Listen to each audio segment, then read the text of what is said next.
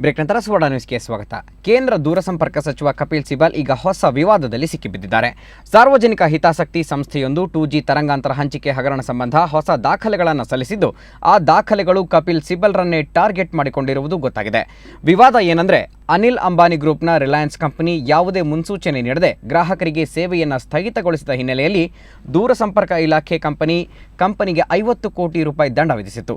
Reliance company ಹೊಂದಿದ್ದ 13 ವಲಯಗಳಿಗೂ ಈ ದಂಡ ವಿಧಿಸಿತು. ಇದರ ಒಟ್ಟು ದಂಡ ಮೊತ್ತ 650 ಕೋಟಿ ರೂಪಾಯಿ ಆಗಿತ್ತು.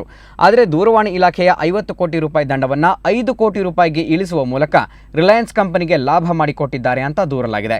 ಇದರ ಜೊತೆಗೆ 2007-8ರ ಅವಧಿಯಲ್ಲಿ ಸಾಲಿಸಿಟರ್ ಜನರಲ್ ಜಿ.ಇ. ವಾಹನ್ವತಿ ಅವರು 2G ಸ್ಪೆಕ್ಟ್ರಮ್ ಹಂಚಿಕೆ ಮತ್ತು ಟೆಲಿಕಾಂ ಲೈಸೆನ್ಸ್ ಕುರಿತಂತೆ ತಮ್ಮ ಅಭಿಪ್ರಾಯವನ್ನು ವ್ಯಕ್ತಪಡಿಸಿ ಅದಕ್ಕೆ ಒಪ್ಪಿಗೆ ಸೂಚಿಸಿದ್ದಾರೆಂದು ತಿಳಿಸಲಾಗಿದೆ. ಇವೆಲ್ಲವುಗಳ ಕುರಿತು ತನಿಖೆ ನಡೆಸುವಂತೆ ಅರ್ಜಿದಾರರು ಸುಪ್ರೀಂ ಕೋರ್ಟ್ ಮೊರೆ ಹೋಗಿದ್ದಾರೆ.